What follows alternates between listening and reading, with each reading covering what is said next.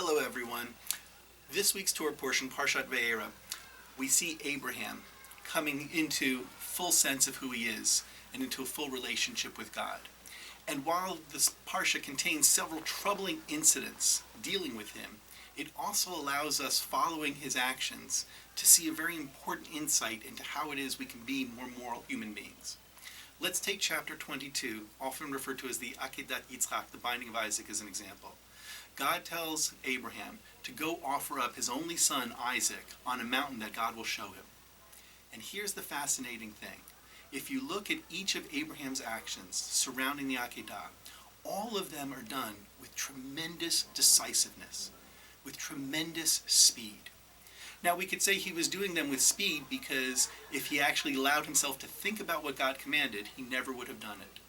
However, Jewish tradition takes a different point of view. Jewish tradition says, when we know we have something to do, when we have a task in front of us, it is best that we do it with all speed possible.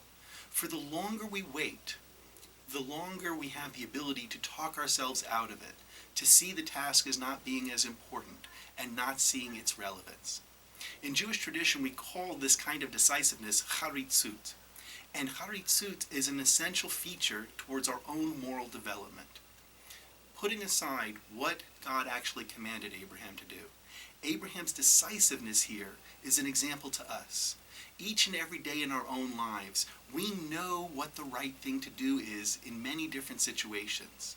But when we hesitate, we allow ourselves to create space for doubt to creep in, for denial to creep in, for a conversation within our own heads where we rationalize not doing what we know what to do. So as this week comes to an end with the Shabbat and the next week begins, I invite you to consider bringing this particular quality into your life and to note those opportunities when you make a decision and you act decisively, how much better and easier it is to follow the right path and the things that we all need to do. And that, my friends, is your Torah in 2 or perhaps 3 this time. Shabbat Shalom.